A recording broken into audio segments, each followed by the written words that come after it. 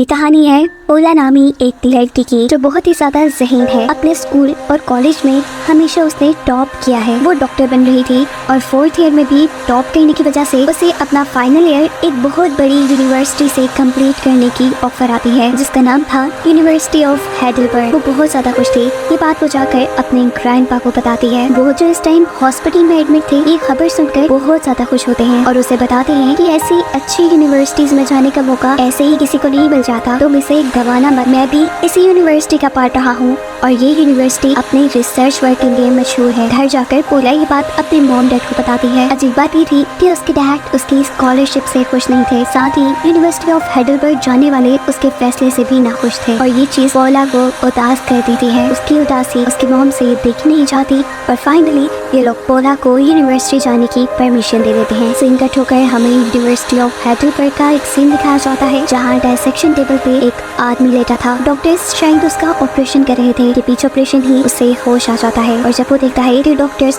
उसकी बॉडी के पार्ट्स निकाल कर बाहर रख रही हैं, तो ये देख वो शॉक रह चुका था। वो अपने हाथों के जरिए इन्हें रोकना चाहता था, लेकिन उसके हाथ हिल भी नहीं पा रहे थे। वो कुछ बोलने के लिए मुंह खोलता है, लेकिन बोल नहीं पाता और ऐसे ही मर जाता है। यहाँ पर हम पोला को हेडलबर्ग जाने के लिए ट्रेन में देख रहे हैं, जहाँ उसे यूनिवर्सिटी ऑफ हेडलबर्ग की ही एक स्टूडेंट ग्रेचन मिल जाती है, जिसकी फ्रेंडली नेचर की वजह से जल्द ही वो और पोला एक दूसरे से फ्रैंक होकर एक दूसरे के दोस्त बन जाते हैं। ट्रेन तेजी से हेडलबर्ग की तरफ बढ़ रही थी और इसी सफर में अचानक किसी को हार्ट अटैक आने का शोर मच जाता है। यहाँ पोला जो कि तकरीबन एक डॉक्टर बन चुकी थी, वो इस इमरजेंसी सिचुएशन को संभालती है। वो इस लड़की को CPR के साथ कुछ इमरजेंसी ट्रीटमेंट देकर वक्त रहते ही उसकी जान बचा लेती है, जिसके बाद हम उस लड़के को ठीक ठाक पोला के साथ सफर करते हुए देखते हैं और ये लड़का जिसका नाम डेविड है, वो पोला को अपनी जान बचाने का शुक्रिया भी कहता है। ये लोग अब यूनिवर्सिटी पहुंच जाते हैं और ऐसी बड़ी और शानदार यूनिवर्सिटी देखकर पोला की खुशी की इंतहा नहीं थी। पोला यूनिवर्सिटी के हॉस्टल में क्रिश्चियन के साथ रहने का फैसला करती है,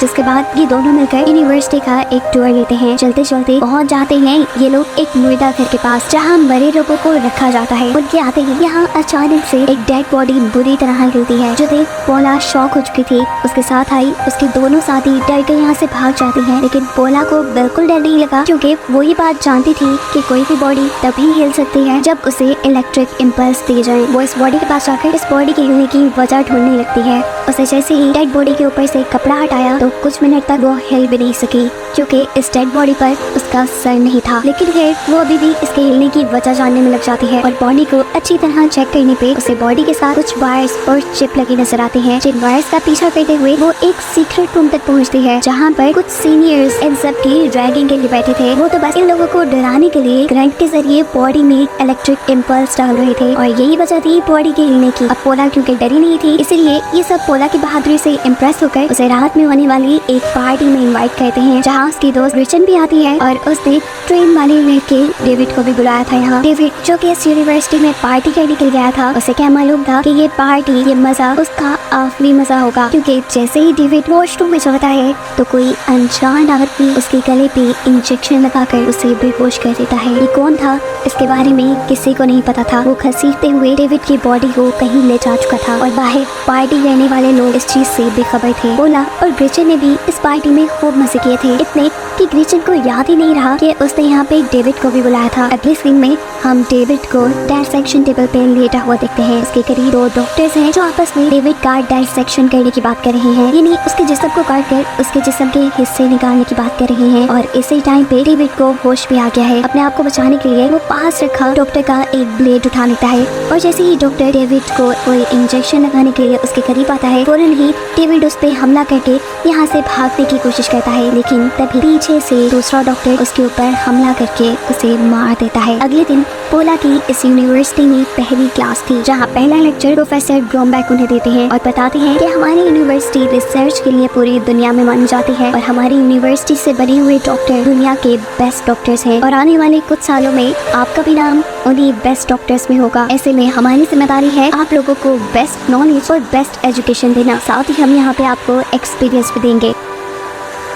डॉक्टर इन्हें एनाटॉमी के डायसेक्शन रूम में ले जाते हैं, जहाँ पर डॉक्टर्स मरे हुए लोगों की बॉडी पर एक्सपेरिमेंट करते हैं। यहाँ देखने को मिलते हैं बहुत से इंसानी स्केलेटन, जिनके बारे में प्रोफेसर ब्रोमबेक तो इन्हें बताते हैं कि ये नकली है, लेकिन दिखने में ये सब बिल्कुल असली जैसे लग रहे थे। ये पोला को एक स्केलेटन के नीचे अपने ग्रैंडपा का नाम लिखा नजर आता है। एक्साइटेड होकर वो ये चीज प्रोफेसर ब्रोमबेक को बताती है कि ये स्केलेटन मेरे ग्रैंडपा ने बनाया है। जवाब में प्रोफेसर ब्रोमबेक कहते हैं यकीनन वो इस यूनिवर्सिटी के फिर बहुत ही होनहार स्टूडेंट रहे होंगे और उन्होंने प्रोफेसर बनने के बाद रिसर्च वर्क पे भी काफी काम किया होगा। और ये बातें सुनकर पोला अपने ग्रैंडपा के लिए बहुत ज्यादा प्राउड फील कर रही थी। अब फाइनली टाइम आ गया था कि स्टूडेंट खुद पोस्टमार्टम करे। पोला के सामने जो डेड बॉडी थी, इसे देखकर पोला शॉक रह जाती है, क्योंकि ये कोई और नहीं बल्कि डेविड था, जिसकी सिर्फ 2 दिन पहले ही तो उसने जान बचाई थी। प्रोफेसर ब्रोमबेक पोला को इस आदमी का दिल निकालने को कहते हैं, लेकिन उल्टा पोला ब्रोमबेक से सवाल करती है कि ये आदमी कैसे मरा। इसकी बॉडी पे ऐसे कोई निशान नहीं है जिसकी वजह से कहा जाए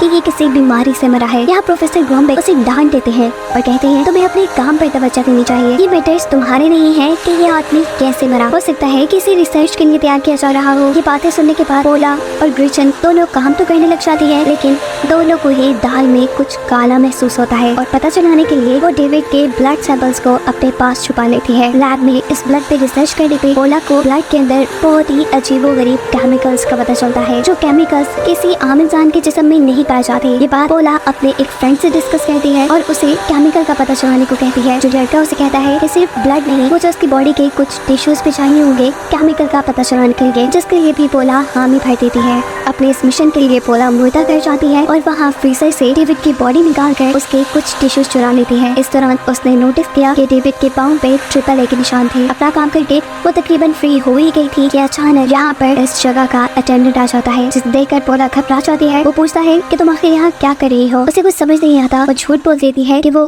प्रोफेसर ब्रोमबेक के कहने पे यहाँ आई। वो इस अटेंडेंट से पूछती है कि डेविड की बॉडी को यहाँ तक कौन लेके आया है, जिसके जवाब में अटेंडेंट उसे बताता है कि मैं यूनिवर्सिटी की पॉलिसीज को देखते हुए एक स्टूडेंट को इसकी इन्फॉर्मेशन नहीं दे सकता। वो इंसान जो आपके बाद जान गया था कि पोला डेविड की मौत की छानबीन कर रही है, वो ये खबर किसी को फोन पे बताता है। जरूर वो डेविड के मर्डर को ही ये खबर दे रहा होगा। अगले सीन में हम पोला और उसकी दोस्त ग्रेचन को लाइब्रेरी में देखते हैं। वो डेविड की मौत को ही डिस्कस कर रहे थे। तभी पोला को डेविड की बॉडी पे ट्रिपल ए के मार्क्स याद आते हैं, जिसके बारे में वो बुक्स में रिसर्च शुरू करती है। उसे मालूम होता है कि ये एक सीक्रेट सोसाइटी का साइन है, जहाँ के लोग मेडिकल साइंस की रिसर्च के लिए जिंदा लोगों पर एक्सपेरिमेंट करते थे, जो कि इलीगल था। ये लोग ऐसे इंसानों को अपना शिकार बनाते थे जिनको पहले से ही कोई बड़ी बीमारी हो, ताकि वो इस बीमारी की वजह से इंसान की बॉडी में होने वाले चेंजेस को देख सके, उसके ऊपर रिसर्च कर सके और साथ ही इस इंसान की फिर मुर्दा बॉडी को किसी दूसरे रिसर्च पर्पस के लिए भी इस्तेमाल किया जा सके। पता चलता है कि जो स्केलेटन पिछले सीन में दिखाए गए थे वो भी इन्हीं इंसानों से बनाए जाते थे, जिनको देखकर बच्चे ज्यादा अच्छे से अपने कॉन्सेप्ट क्लियर कर पाए। इस सोसाइटी का नाम था एंटी हिपोक्रेट सोसाइटी, जो पिछले कई 100 सालों से काम कर रही थी और हेडलबर्ग यूनिवर्सिटी का इस सोसाइटी से गहरा ताल्लुक था। पहले ये सिर्फ बीमार लोगों पर रिसर्च किया करते थे, लेकिन वक्त गुजरने के साथ जब वर्ल्ड वॉर 2 हुई तो जर्मन्स ने बेगुनाह और बेकसूर लोगों को भी इन रिसर्च पर्पसेस के लिए इस्तेमाल किया। अब पोला को शक है कि ये सोसाइटी अभी भी यूनिवर्सिटी ऑफ हेडलबर्ग में काम करती है और उसी से जुड़े हुए लोगों ने ही जरूर डेविड का मर्डर किया है, क्योंकि वो एक हार्ट पेशेंट था। ग्रेचन उसकी सारी थ्योरी को एक कहानी कहती है, साथ ही ये भी कि ये सारी कहानियाँ किताबों में ही एग्जिस्ट करती है। असल में ऐसा कुछ नहीं हो सकता। डेविड को जरूर उसके किसी दुश्मन ने मारा होगा। अभी वो लोग की बात कर ही रहे थे कि यहाँ पर पोला को उसकी फ्रेंड की कॉल आती है, जिसको उसने डेविड के ब्लड सैंपल और उसके बॉडी टिश्यूज भेजे थे। पता चला था कि डेविड को एक ऐसे केमिकल के जरिए मारा गया जो केमिकल इंसान की बॉडी में जाकर जल्द ही उसके बॉडी के सारे खून को पुश करके बॉडी को एक प्लास्टिक में बदल देता है। इसीलिए तो लैब में पड़े हुए वो सभी स्केलेटन्स इतने सालों से वैसे के वैसे ही थे। उसे बात जानकर दुख होता है कि इस यूनिवर्सिटी में कोई बहुत बड़ी गेम चल रही है और इसकी खबर वो जाकर प्रोफेसर ब्रोमबेक को देते हैं, जो उसकी बातें सुनते ही उसे एक और बार डांटती है और कहते हैं मैंने तुम्हें मना किया था ना कि तुम डेविड की केस से दूर रहो, तुम्हें अपनी स्टडीज पे तवज्जो देनी चाहिए। ये बात तुम्हें क्यों नहीं समझ आ रही? तुम्हारा फाइनल ईयर है ना। चार पोला अब अपने रूम में वापस आ जाती है। जैसे ही वो बेड पे लेटने आई तो उसने फील किया कि उसका पूरा बेड खून से भरा हुआ था। बेड के नीचे भी बहुत खून था और साथ ही वहाँ कुछ कैंडल्स भी पड़ी थी। ये सब उसे किसी रिचुअल से जुड़ा लग रहा था। उसे लगता है ये भी एंटी हिपोक्रेट सोसाइटी का काम है। दोबारा वो लैब में जाती है और बुक से रिसर्च करने में उसे पता चलता चलता है कि एंटी हिपोक्रेट सोसाइटी के लोग जब किसी को सजा देना चाहते हैं तो उससे पहले वार्न करने के लिए वो उसके बेड के नीचे ब्लड और कैंडल्स रख देते हैं, जो इशारा है कि वो इंसान इनके कामों में टांग ना अड़ाए। और अगर वो इंसान फिर भी पास ना आए, सेकंड वार्निंग वो उसके टांग पे 3 कट लगा के देते हैं। तीसरी वार्निंग के लिए वो उसके मुंह पे 3 कट लगा देते हैं और चौथी बार तो उसको मार ही देते हैं। आम तरीके से नहीं बल्कि उनकी बॉडी को 3 हिस्सों में डिवाइड करने के बाद पोला जब वापस कमरे में आई तो उसके रूम में हेन नामी एक लड़का था जो कि उसके रूममेट इन्हीं ग्रेचन का बॉयफ्रेंड था। पोला से बताती है कि ग्रेचन इस टाइम रूम में नहीं है। जवाब में वो कहता है, हाँ मैं ये बात जानता हूँ, मैं बस उसे मनाने आया हूँ क्योंकि मैं उससे बहुत प्यार करता हूँ। हालांकि मुझे ये भी पता है कि वो मुझे धोखा दे रही है, लेकिन इस वक्त मैं उसे एक मौका जरूर देना चाहूंगा। इसी टाइम पे हम ग्रेचन को देख रहे थे जो मुर्दा घर में किसी दूसरे लड़के के साथ थी। काफी देर जब ग्रेचन अपने रूम में नहीं आया तो हेन भी यहाँ उसे ढूंढने के लिए आ गया था और जब वो उसे किसी दूसरे लड़के के साथ देखता है तो जेलसी में वो दूसरे लड़के को एक अजीब केमिकल वाला इंजेक्शन लगाकर मार देता है। सिर्फ इस लड़की को ही नहीं, हेन ने तो ग्रेचन को भी वही इंजेक्शन लगा दिया था। अपने आप को बचाने के लिए वो घिसटते हुए यहाँ से निकलने की कोशिश करती है, लेकिन उसे ऐसा महसूस हो रहा था जैसे उसकी बॉडी का सारा खून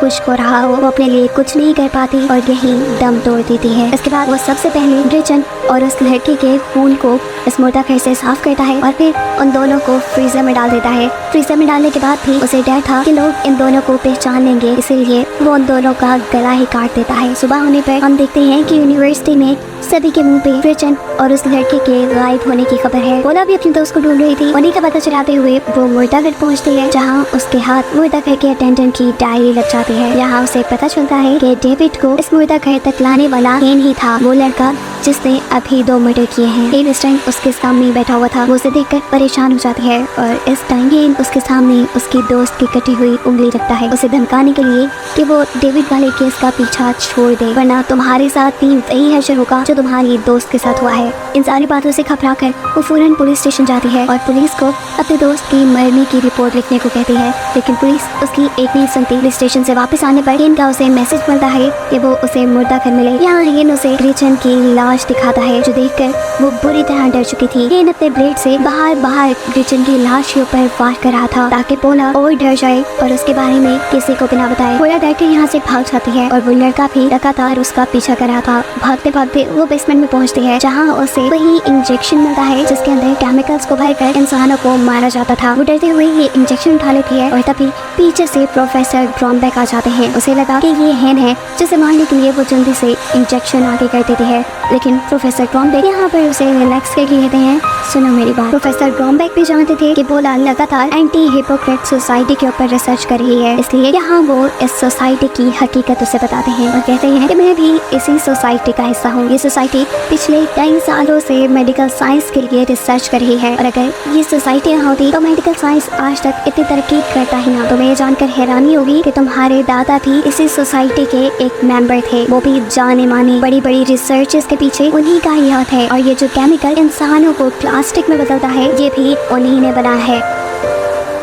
ये बात जानकर पोला शॉक में रह जाती है कि वो अपने ग्रैंडपा को अपना आइडियल मानती थी और वो भी इन्हीं की तरह किलर थे। वो इस बारे में अपने ग्रैंडपा से बात करना चाहती थी, लेकिन अफसोस की बात यह है कि उसी दिन उसके ग्रैंडपा की मौत हो जाती है। और अगले सीन में हम एंटी हिपोक्रेट सोसाइटी की एक मीटिंग देखते हैं जहाँ पे हेन के लिए ही अदालत लगाई गई थी। असल में उसने 2 ऐसे लोगों को मारा था जो कि बीमार भी नहीं थे और ना ही एंटी हिपोक्रेट सोसाइटी का शिकार थे। उसने अपनी जाती दुश्मनी और अना के लिए एंटी हिपोक्रेट सोसाइटी की दी हुई अथॉरिटीज का इस्तेमाल किया। हेन सोसाइटी के लिए भी खतरा बनता जा रहा था, जबकि हेन सोसाइटी के लोगों को कहता है, मैं जो भी कर रहा हूँ आप लोगों के लिए ही कर रहा हूँ। प्रोफेसर जवाब में कहते हैं नहीं, वो उसे सजा के तौर पे अपनी बॉडी पे 3 कट लगाने को कहते हैं। जुनून में आकर हेन अपने मुंह के ऊपर 3 कट लगा लेता है और इन्हें वार्न करके जाता है कि अभी तो वो और भी मर्डर करेगा। ये सुनने के बाद सोसाइटी के लोग उसे पुलिस के हवाले करने का फैसला करते हैं। ये फैसला हेन को और भी जोश में लाता है। वो जेल नहीं जाना चाहता था, इसीलिए वो अपने जज यानी प्रोफेसर ड्रॉमबैक को रात में उनके घर जाके कत्ल कर देता है। पोला जो कि इस वक्त अपने घर पे थी, अपने ग्रैंडपा के फ्यूनरल की वजह से वो उनके रूम में जाकर उनकी चीजों की तलाशी लेती है, जहाँ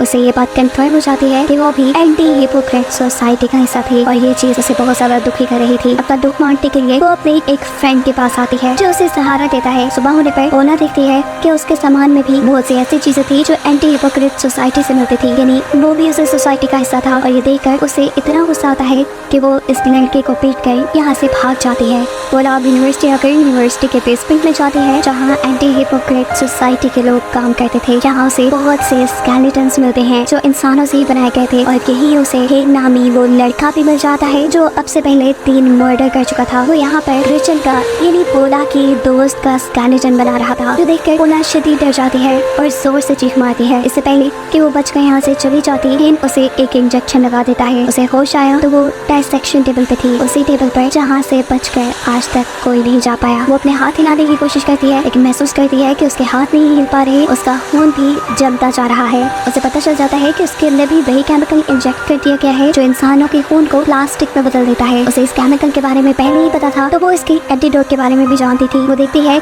कि इस टाइम पर यहाँ उसका दोस्त आया है। उसे देखकर वो हैरान हो जाती है, लेकिन उसे पता चलता है कि ये लड़का एंटी हिपोक्रेट सोसाइटी का मेंबर नहीं था, वो तो बस उसके ऊपर रिसर्च करने के लिए आया था। यहाँ पोला जल्दी जल्दी उसे अपनी सिचुएशन समझाती है और उसे अपनी मदद करने को कहती है। वो उसे बताती है कि मेरी जान खतरे में है, तुम जैसे भी करके यहाँ कहीं से सोडियम क्लोराइड लेकर आओ। लड़का उसकी बात मानते हुए जल्दी से सोडियम क्लोराइड का एक इंजेक्शन लाकर उसे लगा देता है। अभी उसे इंजेक्शन लगा ही था कि यहाँ पर केन और एक और लड़का आ जाता है, यानी एंटी हिपोक्रेट सोसाइटी के मेंबर, जो पोला के दोस्त को यहाँ देकर उसे बेहोश कर देते हैं और पोला के डायसेक्शन की बात करने लगते हैं। वो दोनों बात कर रहे थे कि पोला की बॉडी को 2 हिस्सों में डिवाइड करेंगे। इनको बिल्कुल अंदाजा नहीं था कि इनके दिए हुए केमिकल इंजेक्शंस के बावजूद भी पोला होश में थी। हैन जितने भी यहाँ पर पोला के दूसरे दोस्त को उठाकर डायसेक्शन टेबल पर रखता है, तभी मौका पाते ही पोला हैन के यहाँ दूसरे दोस्त के ऊपर हमला करके उसके ऊपर वही इंजेक्शन लगा देती है जिससे वो बेहोश हो जाता है। उसे ऐसा करते देखकर हैन को उसके ऊपर गुस्सा आ जाता है। वो उसको मारने के लिए उसकी तरफ बढ़ता है। उसके हाथ में सर्जरी ब्लेड थी। वो जैसे ही पोला के ऊपर हमला करता है तो इस हमले से पोला बच जाती है और अपनी जान बचाने के लिए अपने पीछे मौजूद ब्रेकर बॉक्स से एक हाई वोल्टेज करंट की तार निकालकर वो हैन को करंट लगाकर मार देती है। हैन का दूसरा साथी भी पोला के दिए हुए केमिकल की वजह से मर चुका था, जबकि पोला अपने दोस्त को लेकर हॉस्पिटल आ गई थी